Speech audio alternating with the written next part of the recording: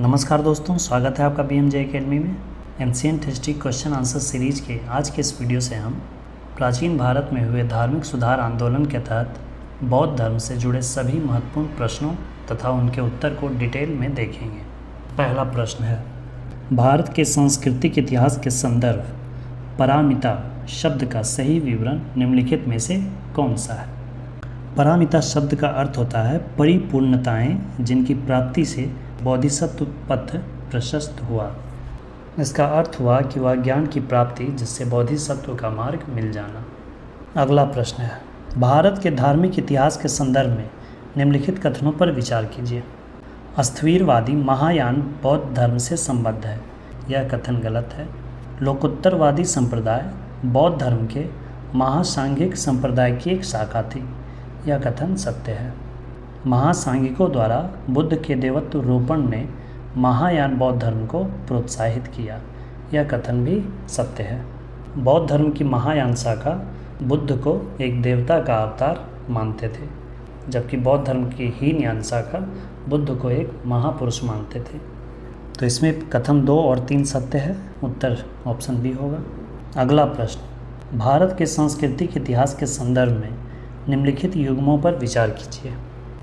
परिव्राजक, इसका अर्थ होता है परित्यागी या भ्रमणकारी। श्रमण, उच्च पद प्राप्त पुजारी, कथन गलत है। उपासक यानी बौद्ध धर्म का साधारण अनुगामी, बौद्ध धर्म की उपासना करने वाला। तो इसमें पहला और तीसरा सही है। निम्नलिखित युग्मों पर विचार कीजिए। बुद्ध में देवत्व रोपण, बोधिसत्व के पथ पर चलना, मूर्ति उपासना तथा अनुष्ठान। उपयुक्त में से कौन सी विशेषताएं महायान बौद्ध शाखा की है? बौद्ध धर्म की महायान शाखा गौतम बुद्ध को देवता मानते थे, यह कथन सही है। बोधिसत्व के मार्ग पर चलना, मूर्ति उपासना तथा अनुष्ठान। अब चूंकि ये गौतम बुद्ध को एक देवता मानते थे, इसलिए उनकी मूर्ति बनाकर पूजा भी किया करते थे। महायान शाखा मूर्ति पूजा में विश्वास करते थे। इन्होंने गांधार कला में गौतम बुद्ध की मूर्तियाँ बनवाई थी, जबकि हीनयान शाखा मूर्ति पूजा के विरोधी थे। तो इसमें तीनों ही कथन महायान बौद्ध शाखा के लिए सही है, तो उत्तर डी हो जाएगा। भारतीय इतिहास के संदर्भ में निम्नलिखित में से कौन सा भावी बुद्ध है जो संसार की रक्षा हेतु अवतरित होंगे? इसका उत्तर है मैत्रेय। अगला प्रश्न, अनात्मवाद सिद्धांत है किसका? अनात्मवाद सिद्धांत है बौद्ध दर्शन का। कौन सा दर्शन त्रिरत्न को मानता है?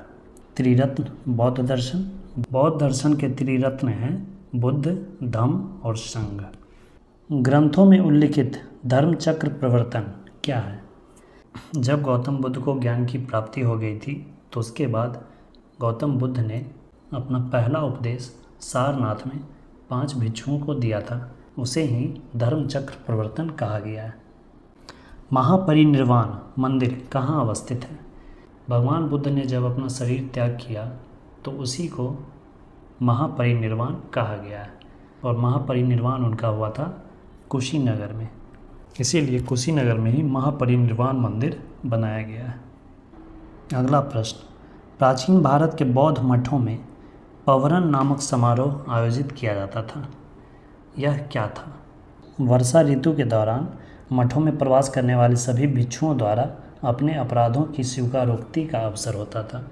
अर्थात जितने भी बौद्ध भिक्षु मठ में रहते थे, वो सभी यदि उन्होंने कोई अपराध किया है तो उसका कन्फेशन करते थे। अगला प्रश्न है, बुद्ध के उपदेश किससे संबंधित हैं? बुद्ध के उपदेश संबंधित है आचरण की शुद्धता और पवित्रता से। विश्व का सबसे ऊंचा कहा जाने वाला विश्व शांति स्तूप कहाँ है? यह आप लोगों ने देखा होगा, यह राजगीर में है। सुल्तानी युग में बौद्धों की कौन सी शाखा सबसे प्रभावशाली थी? सुल्तानी युग यानी कि सल्तनत काल में बौद्ध धर्म की कौन सी शाखा सबसे ज़्यादा प्रभावशाली थी? सल्तनत काल आते आते बौद्ध धर्म की वज्रयान शाखा सबसे प्रभावशाली थी, और इसी वज्रयान शाखा के कारण बौद्ध धर्म का पतन हुआ। बौद्ध धर्म की वज्रयान शाखा में धार्मिक आडंबर, तंत्र मंत्र इत्यादि की प्रधानता हो गई थी, जिसके कारण बौद्ध धर्म की शुद्धता और पवित्रता का पतन होने लगा। बौद्ध धर्म के अनुसार विचार कीजिए। पुनर्जन्म नहीं होता है, यह कथन गलत है। बौद्ध धर्म के अनुसार पुनर्जन्म है, आत्मा की सत्ता नहीं है, ये कथन सही है। बौद्ध धर्म आत्मा को नहीं मानता परंतु पुनर्जन्म मानता है। बौद्ध धर्म पुनर्जन्म में विश्वास करता है क्योंकि बौद्ध धर्म के ही जातक कथाओं में गौतम बुद्ध के पुनर्जन्म की कथाओं का उल्लेख है। नव नालंदा महाविहार किसके लिए विख्यात है? यह विख्यात है पाली अनुसंधान संस्थान के लिए। बौद्ध धर्म के साहित्यों की रचना पाली भाषा में ही हुई है।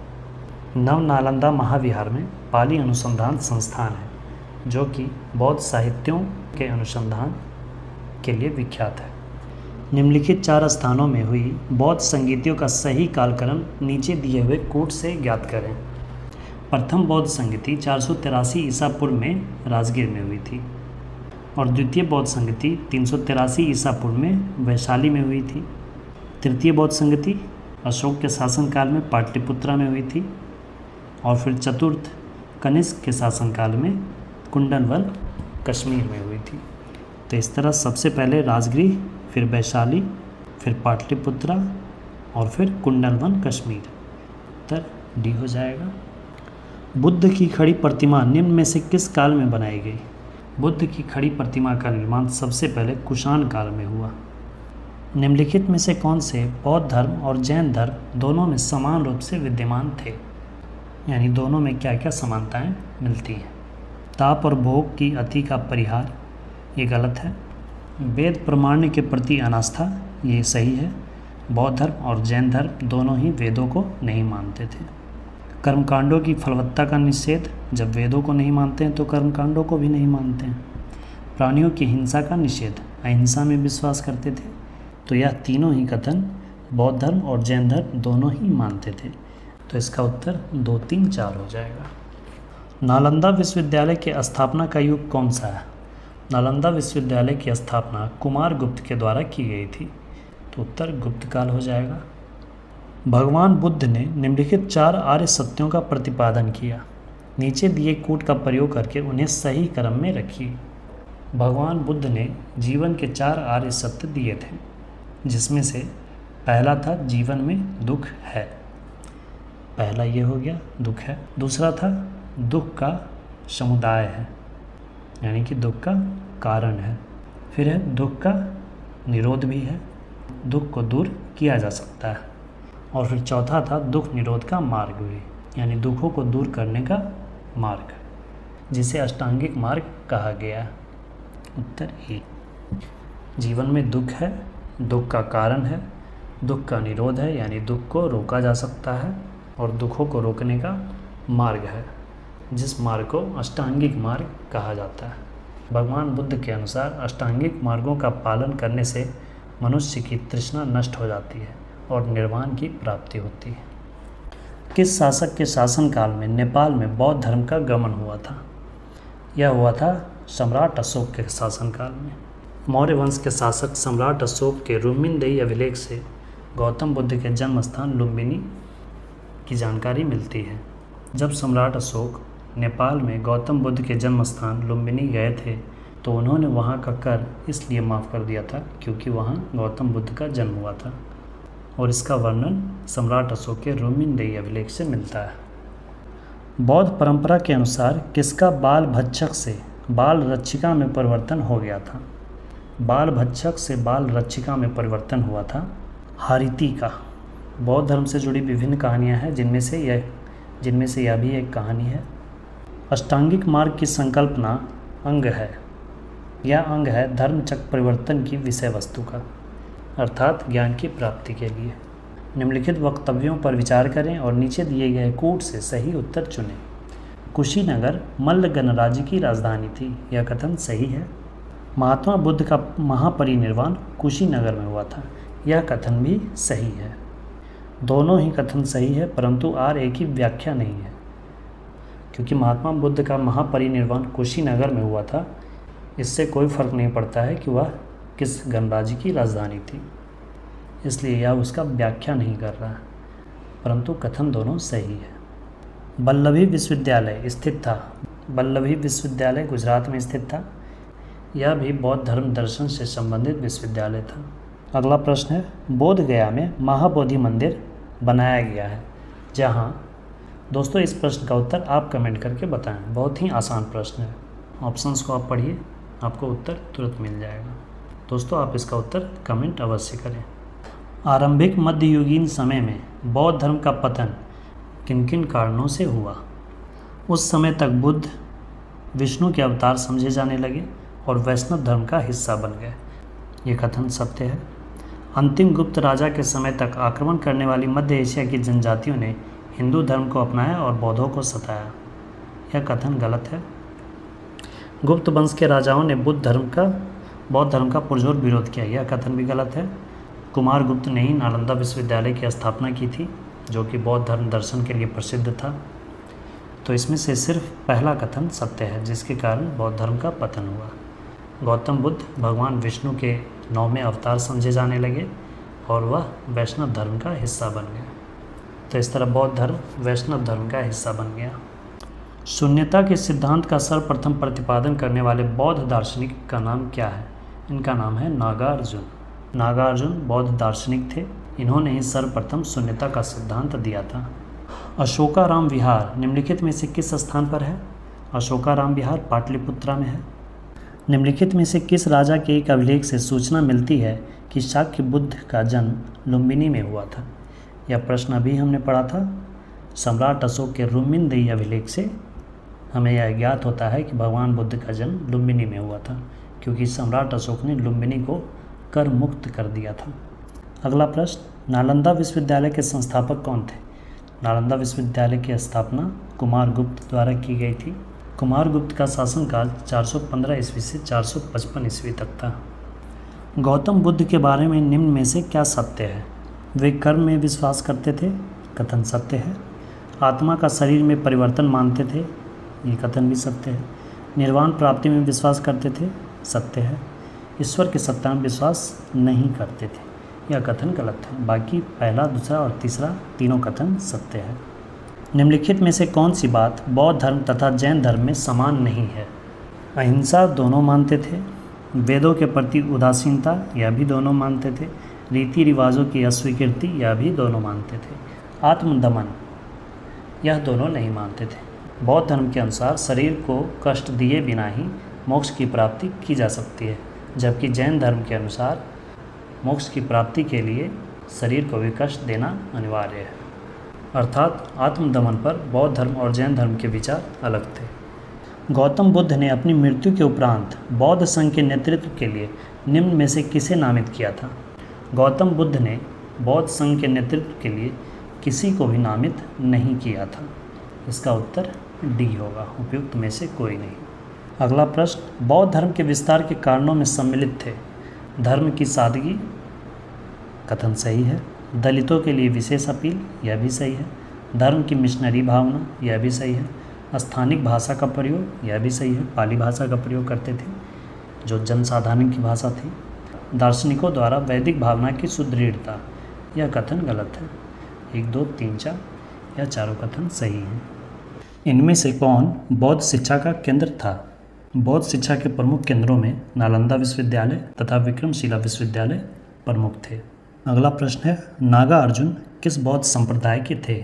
नागार्जुन माध्यमिक संप्रदाय से थे। नागार्जुन ने सर्वप्रथम शून्यता के सिद्धांत का प्रतिपादन किया था। अगला प्रश्न है, नीचे 2 वक्तव्य दिए गए हैं, जिनमें से कथन 1 तथा दूसरा कारण आर है।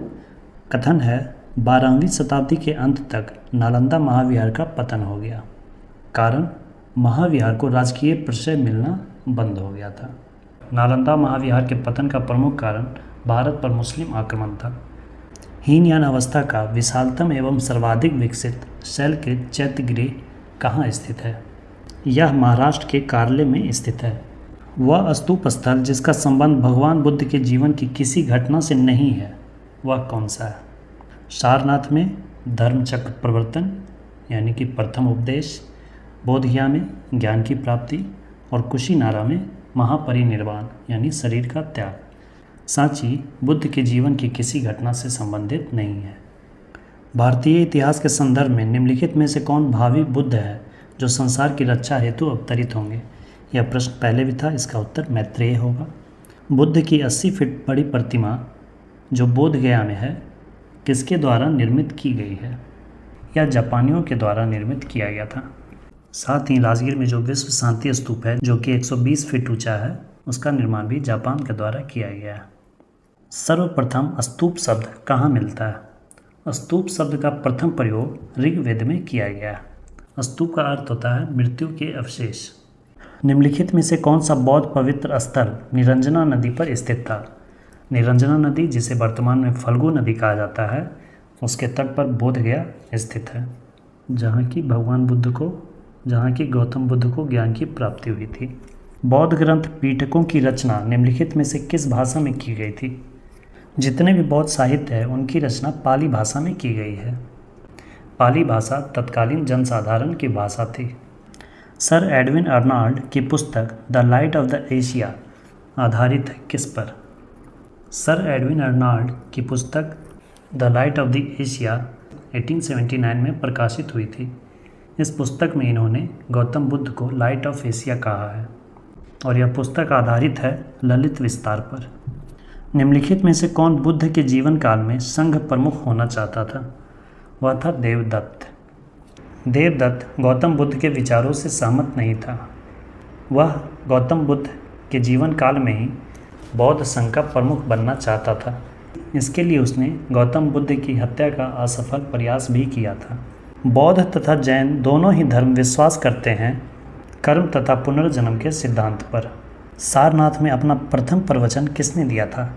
सारनाथ में अपना प्रथम उपदेश दिया था महात्मा बुद्ध ने, जिसे कि धर्म चक्र प्रवर्तन कहा गया है।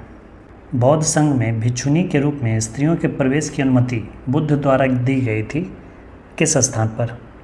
गौतम बुद्ध के प्रिय शिष्य आनंद की आज्ञा पर महिलाओं को बौद्ध धर्म में प्रवेश की अनुमति मिली और उस समय गौतम बुद्ध वैशाली में थे, जिसके बाद इनकी प्रथम महिला भिक्षुनी इनकी मासी प्रजापति गौतमी बनी।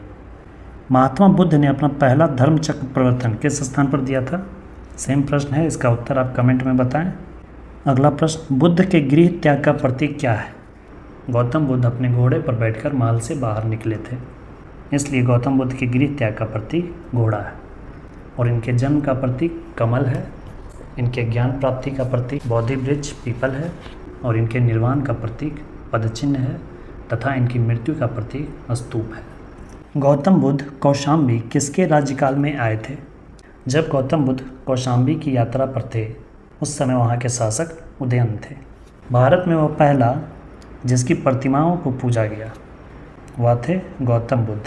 सर्वप्रथम मानव प्रतिमा बनाकर मूर्ति पूजा गौतम बुद्ध भगवान बुद्ध का किया गया।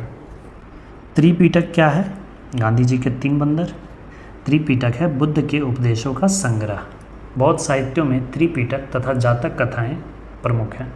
त्रिपिटक में 3 पिटक हैं, सुत्त पिटक, विनय पिटक तथा अभिधम पिटक। सुत्त पिटक में बुद्ध के उपदेशों का संग्रह है, विनय पिटक में संघ के नियमों का संग्रह है तथा अभिधम पिटक में गौतम बुद्ध के दार्शनिक विचारों का संग्रह है, और जातक कथाओं में गौतम बुद्ध के पुनर्जन्म की कथाओं का वर्णन है।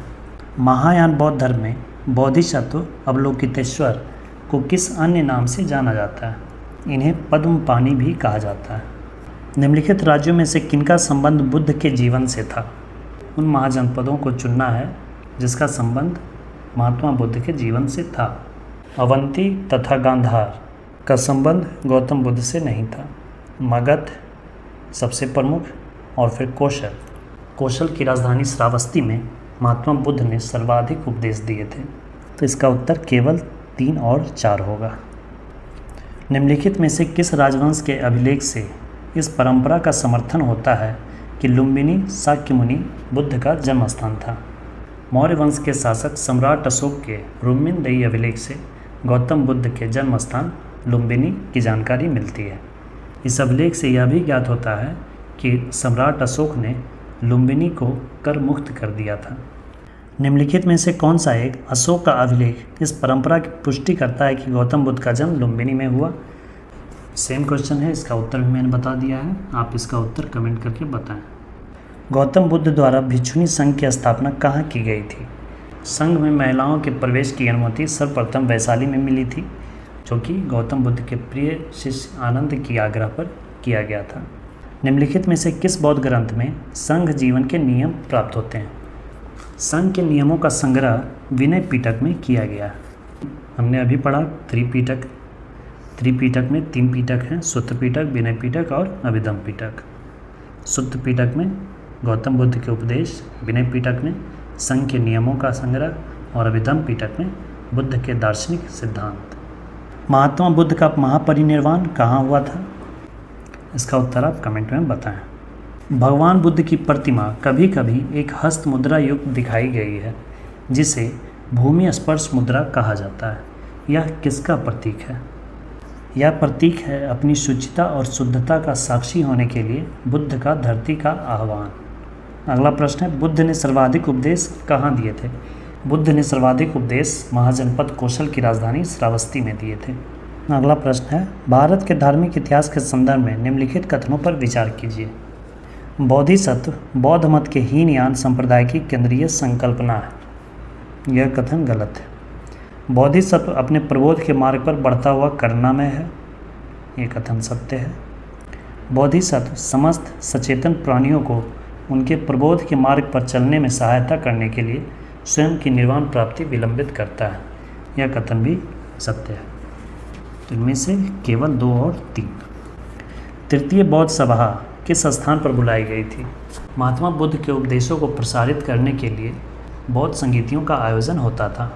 तृतीय बौद्ध संगीति 247 ईसा पूर्व में सम्राट अशोक के शासनकाल में पाटलिपुत्रा में आयोजित की गई थी, जिसमें इस बौद्ध सभा के अध्यक्ष मोगलीपुत्तिस थे और इसी संगीति में अभिधम पिटक की रचना मोगलीपुत्तिस द्वारा ही की गई थी।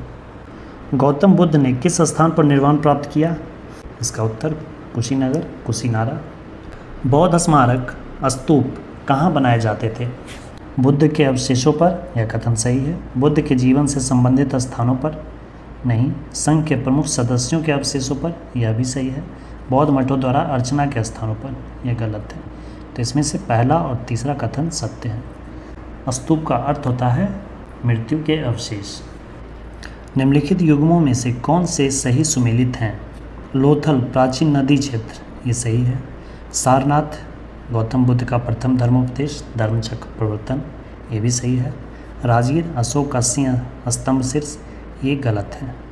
नालंदा बौद्ध अधिगम का महान पीठ, नालंदा महाविहार, ये कथन भी सही है। पहला, दूसरा और चौथा।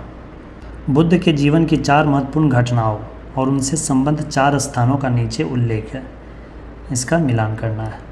जन्म हुआ था इनका लुम्बिनी में, ज्ञान प्राप्ति हुई बोधगया में, प्रथम प्रवचन इन्होंने दिया सारनाथ में और महापरिनिर्वाण हुआ कुशीनगर में।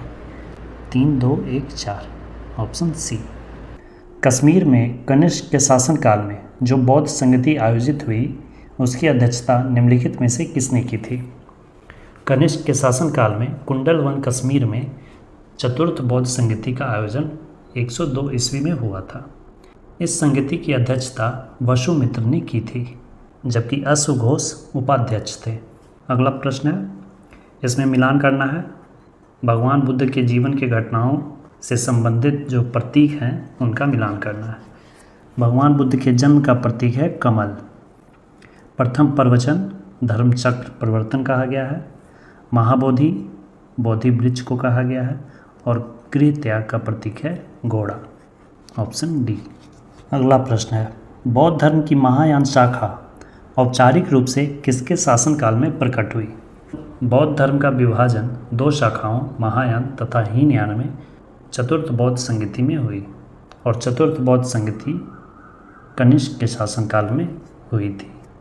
संसार अस्थिर और क्षणिक है, निम्न में से किससे संबंध है? यह बौद्ध मत है। बौद्ध मत के अनुसार संसार अस्थिर और क्षणिक है। अलार कलाम कौन थे? बुद्ध के प्रथम गुरु, पहले गुरु थे अलार कलाम। जब गौतम बुद्ध ने गृह त्याग किया तो ज्ञान की तलाश में वह सबसे पहले वैशाली में अलार कलाम के पास गए। अलार कलाम से उन्होंने सांख्य दर्शन की दीक्षा ली। इसके बाद भी जब उन्हें संतुष्टि नहीं मिली तो फिर वह राजगृह में रुद्रक रामपुत्र, जिन्हें कि गौतम बुद्ध का द्वितीय गुरु कहा जाता है, उनके पास गए और उनसे भी संतुष्टि नहीं मिलने के बाद वह राजगीर के पहाड़ों के साथ साथ चलते चलते बोधगया पहुँचे, जहाँ उन्हें निरंजना नदी, जिसे वर्तमान में फल्गु नदी कहा जाता है, उसी के किनारे एक पीपल के पेड़ के नीचे 49 दिनों की लगातार तपस्या के बाद ज्ञान की प्राप्ति हुई। महात्मा बुद्ध का महापरिनिर्वाण किनके गणतंत्र में हुआ था? महात्मा बुद्ध का महापरिनिर्वाण कुशीनगर में हुआ था, जो कि मल्लों का गणतंत्र था। प्रथम शताब्दी ईस्वी में किस भारतीय बौद्ध भिक्षुक को चीन भेजा गया था? बौद्ध भिक्षु नागार्जुन को बौद्ध धर्म के प्रचार प्रसार के लिए चीन भेजा गया था। निम्नलिखित में से किसे एशिया का ज्योतिपुंज, लाइट ऑफ एशिया के तौर पर जाना जाता है? लाइट ऑफ एशिया कहा गया है गौतम बुद्ध को, और कहा किसने है? सर एडविन अर्नाल्ड ने। उन्होंने अपनी पुस्तक the light of the Asia में गौतम बुद्ध को लाइट ऑफ एशिया कहा है। महावीर एवं बुद्ध दोनों ने किसके शासनकाल में उपदेश दिए? अर्थात इन दोनों के समकालीन शासक कौन थे? इन दोनों के समकालीन शासक थे बिंबिसार। बिंबिसार हर्यक वंश का संस्थापक था, जो कि 544 ईसा पूर्व में हर्यक वंश की स्थापना की थी। निम्न में से किस शासक ने द्वितीय बौद्ध सभा का आयोजन किया था? द्वितीय बौद्ध सभा का आयोजन 383 ईसा पूर्व में वैशाली में आयोजित हुआ था। यह शिशुनाग वंश के शासक कालाशोक के संरक्षण में किया गया था और इसकी अध्यक्षता सवाकामी द्वारा की गई थी। बौद्ध धर्म के महायान और हीनयान संप्रदायों में सर्वाधिक मौलिक अंतर कौन सा है? सबसे बड़ा अंतर है मूर्ति पूजा का, देवी देवताओं की पूजा। हीनयान शाखा मूर्ति पूजा के विरोधी हैं।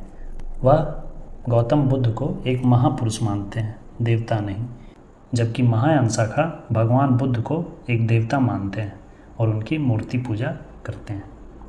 बुद्ध के जीवन की किस घटना को महाविनिष्क्रमण के रूप में जाना जाता है?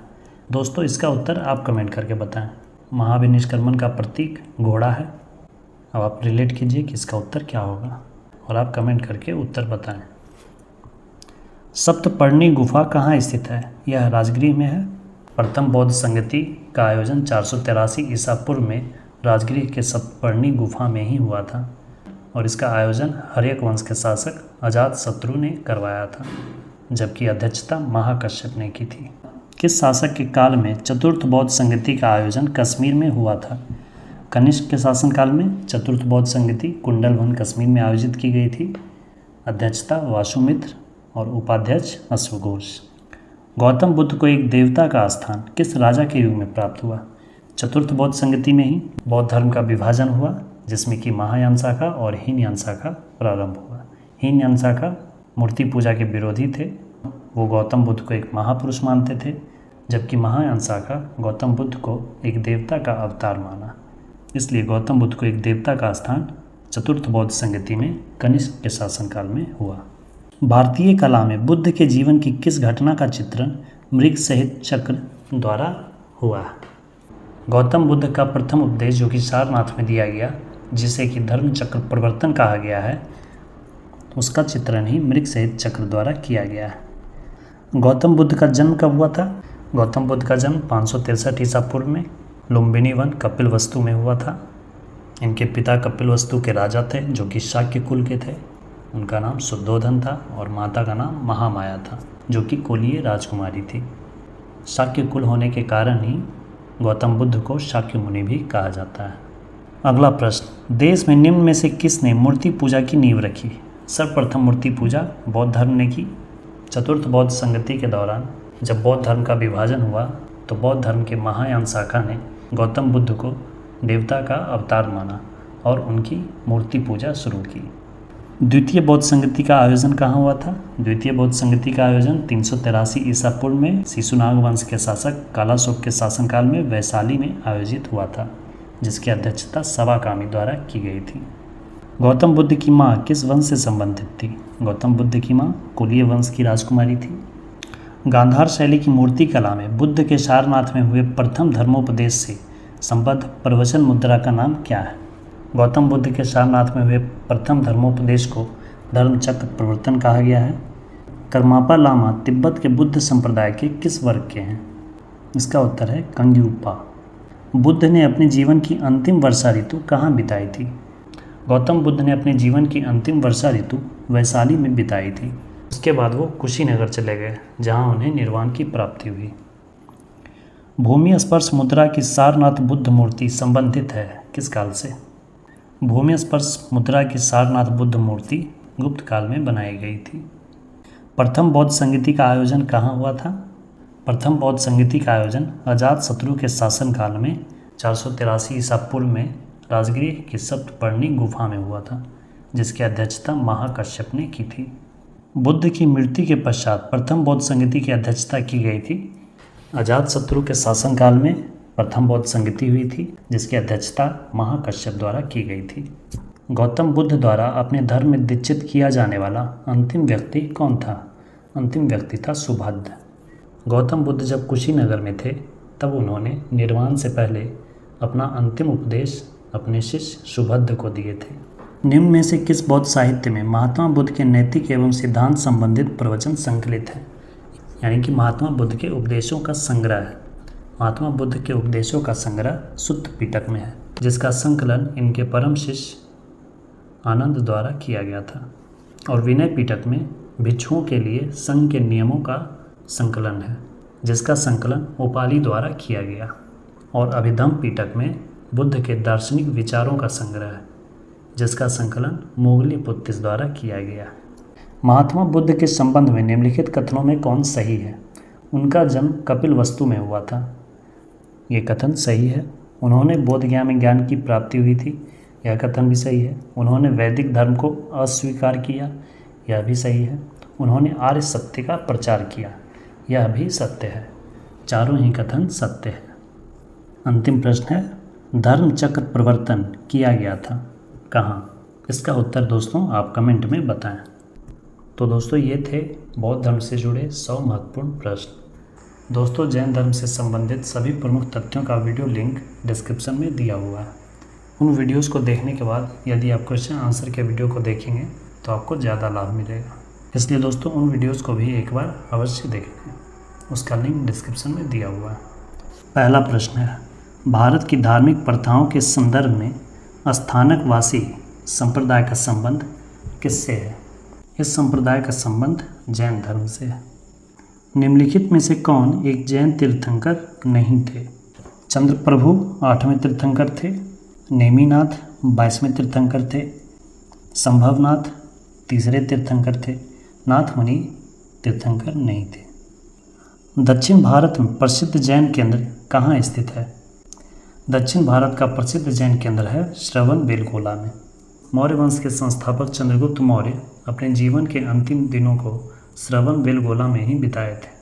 चंद्रगुप्त मौर्य ने श्रवणबेलगोला में ही संलेखन पद्धति द्वारा अपना शरीर त्याग किए थे। जैन धर्म के प्रथम तीर्थंकर कौन थे? जैन धर्म के प्रथम तीर्थंकर थे ऋषभदेव, जिसे आदिनाथ या वृषभनाथ भी कहा जाता है। इनका प्रतीक सांड है। और दूसरे तीर्थंकर थे अजीतनाथ, जिनका प्रतीक हाथी है। और तीसरे तीर्थंकर थे संभवनाथ, जिनका प्रतीक घोड़ा है। पार्श्वनाथ 23वें तीर्थंकर थे, इनका प्रतीक सांप था। और महावीर 24वें तीर्थंकर थे और इनका प्रतीक सिंह था। महान धार्मिक घटना महामस्तकाभिषेक निम्नलिखित में से किससे संबंधित है और किसके लिए की जाती है? यह संबंधित है बाहुबली से। दक्षिण भारत के गंग वंश के राजा राजमल चतुर्थ के मंत्री तथा सेनापति चामुंडराय ने कर्नाटक के श्रवणबेलगोला में बाहुबली जिनसेन की मूर्ति का निर्माण करवाया था। यहाँ प्रत्येक 12 वर्ष पर महामस्तकाभिषेक किया जाता है। आजीवक संप्रदाय के संस्थापक कौन थे? आजीवक संप्रदाय के संस्थापक थे मक्खली गोसाल। निम्न कथनों पर विचार कीजिए। वर्धमान महावीर की माता लिच्छवी के मुख्य चेटक की पुत्री थी, यह कथन गलत है। वर्धमान महावीर की माता का नाम त्रिशला था। यह लिच्छवी के राजा चेटक की पुत्री नहीं, बहन थी। चेटक की पुत्री चेल्लना थी, जिसका विवाह हर्यक वंश के शासक बिंबिसार से हुआ था। गौतम बुद्ध की माता कोलीय राजवंश की राजकुमारी थी, यह कथन सही है। गौतम बुद्ध की माता महामाया व कोलीय राजकुमारी थी। 23वें तीर्थंकर पार्श्वनाथ बनारस से थे, यह कथन भी सही है। 23वें तीर्थंकर पार्श्वनाथ थे। इनका जन्म काशी वाराणसी में हुआ था और इनके पिता अश्वसेन काशी के राजा थे। तो इस तरह दूसरा और तीसरा कथन सत्य है। निम्नलिखित में से कौन सा कथन जैन सिद्धांत के अनुरूप है? कर्म को विनष्ट करने का सुनिश्चित मार्ग तपश्चर्या है। यह जैन सिद्धांत के अनुरूप है। प्रत्येक वस्तु में चाहे वह सूक्ष्मतम कण हो आत्मा होती है। यह भी जैन मत है। कर्म आत्मा का विनाशक है और अवश्य इसका अंत करना चाहिए। यह भी जैन मत है। तीनों ही कथन जैन सिद्धांत के अनुरूप है। अगला प्रश्न है, यापनीय किसका एक संप्रदाय था? यह जैन धर्म का ही एक संप्रदाय था। श्रवण बेलगोला में गुमतेश्वर की विशाल प्रतिमा यानी बाहुबली की प्रतिमा किसने स्थापित करवाई थी? यह स्थापित करवाई थी गंग वंश के राजा राजमल चतुर्थ के मंत्री चामुंड राय ने। गुमतेश्वर की प्रतिमा को ही बाहुबली जिनकी मूर्ति कहते हैं। महावीर का मूल नाम क्या था? महावीर के बचपन का नाम था वर्धमान। इनके पिता का नाम सिद्धार्थ जो कि ज्ञात्री कुल के मुखिया थे और इनकी माता त्रिशला लिच्छवी के राजा चेटक की बहन थी।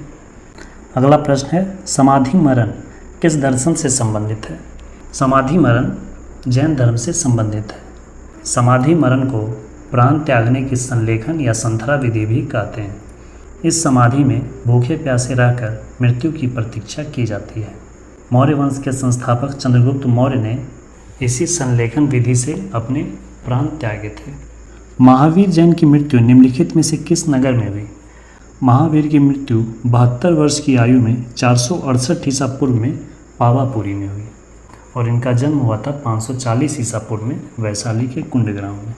जैन धर्म के संस्थापक कौन है? जैन धर्म के वास्तविक संस्थापक कहा जाता है महावीर स्वामी को, जबकि प्रथम तीर्थंकर थे ऋषभदेव।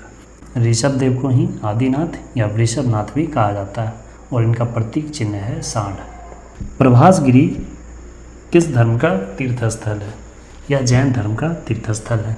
प्रभासगिरी उत्तर प्रदेश के कौशाम्बी जिले में स्थित एक जैन तीर्थस्थल है। यहाँ जैन धर्म के छठे तीर्थंकर पद्म प्रभु का मंदिर है। महावीर स्वामी का जन्म कहाँ हुआ था? महावीर स्वामी का जन्म 540 ईसा पूर्व में कुंडग्राम वैशाली में हुआ था। तीर्थंकर शब्द किससे संबंधित है? यह जैन धर्म से संबंधित है। जैन तीर्थंकर पार्श्वनाथ निम्नलिखित स्थानों में से मुख्यतः किससे संबंधित थे? जैन तीर्थंकर पार्श्वनाथ का जन्म काशी वाराणसी में हुआ था और इन्हें निर्वाण की प्राप्ति झारखंड के गिरिडीह जिले में सम्यक पर्वत पे हुई, इसलिए सम्यक पर्वत एक जैन तीर्थस्थल है। निम्नलिखित में से कौन सा एक कथन सही नहीं है? श्रवण बेलगोला स्थित गुमतेश्वर की प्रतिमा जैनियों के अंतिम तीर्थंकर को दर्शाती है।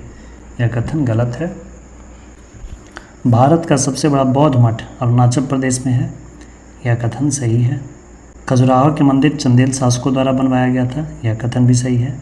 होयसल मंदिर भगवान शिव को समर्पित है। यह कथन भी सही है। सही नहीं है ये। निम्नलिखित कथनों पर विचार कीजिए। दक्षिण भारत के इक्ष्वाकु शासक बौद्ध मत के विरोधात्मक थे। यह कथन गलत है। पूर्वी भारत के पाल शासक बौद्ध मत के समर्थक थे। यह कथन सही है। पाल शासकों ने ही विक्रमशिला विश्वविद्यालय का निर्माण करवाया था। महावीर का जन्म किस क्षत्रिय गोत्र में हुआ था? इनका जन्म ज्ञात्री कुल में हुआ था। इनके पिता सिद्धार्थ ज्ञात्री कुल के मुखिया थे। प्राचीन जैन धर्म के संबंध में निम्नलिखित कथनों में से कौन सा एक कथन सही है? स्थूल बाहु के नेतृत्व में दक्षिण भारत में जैन धर्म का प्रचार हुआ। यह कथन गलत है। चंद्रगुप्त मौर्य के शासनकाल में उत्तर भारत में भयंकर अकाल पड़ा था। तभी भद्रबाहु अपने अनुयायियों के साथ दक्षिण भारत में श्रवण बेलगोला चले गए। दक्षिण भारत में ही लगभग 12 वर्षों तक उन्होंने जैन धर्म का प्रचार प्रसार किया। जब उत्तर भारत में अकाल समाप्त हुआ, उसके बाद जब भद्रबाहु वापस मगध आए, तब यहाँ की व्यवस्था बिल्कुल बदल चुकी थी। जैन धर्म की एक नई शाखा श्वेतांबर का उदय हो गया था, जिसका संचालन स्थूलभद्र द्वारा किया जा रहा था। तो स्थूलभद्र नहीं, भद्रबाहु ने दक्षिण भारत में जैन धर्म का प्रचार प्रसार किया। अगला कथन है, पाटलिपुत्रा में हुई परिषद के पश्चात जो जैन धर्म के लोग भद्रबाहु के नेतृत्व में रहे, उन्हें श्वेतांबर कहा गया। यह कथन भी गलत है। भद्रबाहु जिन्होंने दक्षिण भारत में जैन धर्म का प्रचार प्रसार किया, उनके अनुयायियों को दिगंबर कहा जाता है और स्थूलभद्र के जो अनुयायी थे उन्हें श्वेतांबर कहा जाता है। वे लोग श्वेत वस्त्र धारण करते हैं। और साथ ही पाटलिपुत्रा में जो प्रथम जैन सभा का आयोजन हुआ था उसकी अध्यक्षता स्थूलभद्र द्वारा की गई थी, ना कि भद्रबाहु के द्वारा। अगला कथन है, प्रथम शतक ईसा पूर्व में जैन धर्म को कलिंग के राजा खारवेल का समर्थन मिला। यह कथन सत्य है। कलिंग नरेश खारवेल जैन धर्म के समर्थक थे। बौद्धों के विपरीत जैन धर्म की प्रारंभिक अवस्था में जैन धर्म के लोग चित्रों का पूजन करते थे। यह कथन भी गलत है। जैन धर्म के आधारभूत बिंदु क्या है? जैन धर्म का आधारभूत बिंदु है अहिंसा। निम्नलिखित में से किसने प्रतिपादित किया कि भाग्य ही सब कुछ निर्धारित करता है, मनुष्य असमर्थ होता है? यह मान्यता थी आजीवकों की। आजीवक संप्रदाय के संस्थापक मक्खली गोशाल थे। आजीवक संप्रदाय के अनुयायी यह मानते थे कि मनुष्य के वश में कुछ नहीं होता है, सब कुछ उसके भाग्य में पहले से लिखा होता है, जिसे मनुष्य बदल नहीं सकता। उत्तर प्रदेश में बौद्ध एवं जैनियों दोनों की प्रसिद्ध तीर्थस्थली कौन है? उत्तर प्रदेश का कौशाम्बी बौद्ध तथा जैन दोनों के लिए प्रसिद्ध तीर्थस्थल है। निम्नलिखित में से कौन सबसे पूर्वकालिक जैन ग्रंथ कहलाता है? सबसे पूर्वकालिक जैन ग्रंथ 14 पूर्व को कहा जाता है। जैन धर्म के वास्तविक संस्थापक महावीर स्वामी द्वारा दिए गए मौलिक सिद्धांतों को 14 पूर्व में संकलित किया गया है। इसे ही सबसे पूर्वकालिक जैन ग्रंथ माना जाता है। संप्रदाय जो नियति की अटलता में विश्वास करता था। नियति की अटलता यानी कि जो होना है वह होकर रहेगा, यह विश्वास था आजीवकों का। प्रारंभिक जैन साहित्य निम्नलिखित में से किस भाषा में लिखे गए हैं? प्रारंभिक जैन साहित्य अर्धमगधी भाषा में लिखा गया है। इसके बाद जैन धर्म ने प्राकृत भाषा को अपनाया। स्यादवाद सिद्धांत है किनका? यह जैन धर्म का सिद्धांत है। त्रिरत्न सिद्धांत सम्यक धारण, सम्यक चरित्र और सम्यक ज्ञान जिस धर्म की महिमा है वह है जैन धर्म। जैन धर्म के अनुसार दुखों से मुक्ति के लिए त्रिरत्न सिद्धांत है। सम्यक धारण यानी सम्यक दर्शन अर्थात सत्य में विश्वास, सम्यक चरित्र अर्थात सुख दुख में समान भाव और सम्यक ज्ञान अर्थात वास्तविक ज्ञान। यह जैन धर्म के त्रिरत्न हैं, जबकि बौद्ध धर्म के त्रिरत्न है बुद्ध, धम्म और संघ। जैन तीर्थंकरों के क्रम में अंतिम कौन है? जैन धर्म में कुल 24 तीर्थंकर हुए, जिसमें से 24वें और अंतिम तीर्थंकर महावीर स्वामी थे और प्रथम तीर्थंकर थे ऋषभदेव। निम्नलिखित में से कौन सा धर्म विश्व विनाशकारी प्रलय की अवधारणा में विश्वास नहीं करता है? इसका उत्तर जैन धर्म है। महावीर की माता का नाम क्या था? महावीर की माता का नाम था त्रिशला, जो कि लिच्छवी के राजा चेटक की बहन थी। यशोदा उनकी पत्नी का नाम था और अनुजा उनकी पुत्री का नाम था, और उनके दामाद का नाम था जामाली, जो कि उनके प्रथम शिष्य बने। अनेकांतवाद निम्नलिखित में से किसका क्रोध सिद्धांत एवं दर्शन है? क्रोध सिद्धांत यानी कि मूल सिद्धांत है। अनेकांतवाद जैन मत का मूल सिद्धांत है। जैन धर्म में पूर्ण ज्ञान के लिए क्या शब्द है? जैन धर्म में पूर्ण ज्ञान का अर्थ होता है कैवल्य, कैवल्य की प्राप्ति। कैवल्य की प्राप्ति का अर्थ हुआ वास्तविक ज्ञान की प्राप्ति हो जाना, उसका अर्थ होता है कैवल्य। महावीर स्वामी को ज्ञान प्राप्ति के बाद कई नामों से जाना गया, जैसे कैवल्य, केवली, जिन, अरिहंत, निर्ग्रंथ और महावीर। अनुव्रत सिद्धांत का प्रतिपादन किसने किया था? अनुव्रत सिद्धांत का प्रतिपादन जैन धर्म का ही है। जैन धर्म के प्रमुख 5 अनुव्रत हैं: सत्य, अहिंसा, अपरिग्रह, अस्तेय और ब्रह्मचर्य। सत्य और अहिंसा का अर्थ आप समझते हैं। अपरिग्रह का अर्थ है संपत्ति इकट्ठा ना करना, और अस्तेय का अर्थ है चोरी ना करना, और ब्रह्मचर्य का अर्थ है अपनी इंद्रियों को वश में रखना। जैन धर्म के यही 5 अनुव्रत हैं। निम्नलिखित में से कौन सा आरंभिक जैन साहित्य का भाग नहीं है? थेरी गाथा। थेरी गाथा बौद्ध साहित्य है। किस जैन सभा में अंतिम रूप से श्वेतांबर आगम का संपादन हुआ? प्रथम जैन सभा, जिसका आयोजन पाटलिपुत्रा में किया गया था, स्थूलभद्र की अध्यक्षता में 12 अंगों का संकलन किया गया था। जैन संप्रदाय में प्रथम विभाजन के समय श्वेतांबर संप्रदाय के संस्थापक कौन थे? श्वेतांबर संप्रदाय के संस्थापक थे स्थूलभद्र, और दिगंबर के संस्थापक हुए भद्रबाहु। निम्नलिखित में से कौन सा स्थल पार्श्वनाथ से संबद्ध होने के कारण जैन सिद्ध क्षेत्र माना जाता है? झारखंड राज्य के गिरिडीह जिले में समेत पर्वत प्रसिद्ध जैन स्थली है। यहाँ पार्श्वनाथ को निर्वाण की प्राप्ति हुई थी। भगवान महावीर का प्रथम शिष्य कौन था? महावीर स्वामी का प्रथम शिष्य था उनका दामाद जामाली। बराबर की गुफाओं का उपयोग किसने आश्रय गृह के रूप में किया? आजीवकों ने अपना आश्रय बराबर की गुफाओं में बनाया था। दोस्तों, जैन धर्म से संबंधित प्रमुख प्रश्नों में इतना ही। उम्मीद करता हूँ कि यह वीडियो सीरीज़ आपके लिए काफ़ी हेल्पफुल हो, जिससे आपने एंशिएंट हिस्ट्री की बेहतर जानकारी और समझ हो रही होगी। दोस्तों, वीडियो कैसी लगी अपना फीडबैक ज़रूर कमेंट करें तथा साथ ही वीडियो को लाइक और अपने दोस्तों और स्टडी ग्रुप में शेयर भी अवश्य करें। ऑब्जेक्टिव क्वेश्चन आंसर सीरीज़ के अगले वीडियो में हम महाजनपद काल तथा मगध के उत्कर्ष से संबंधित महत्वपूर्ण प्रश्नों को देखेंगे। वीडियो को अंत तक देखने के लिए धन्यवाद दोस्तों। जय हिंद, वंदे मातरम।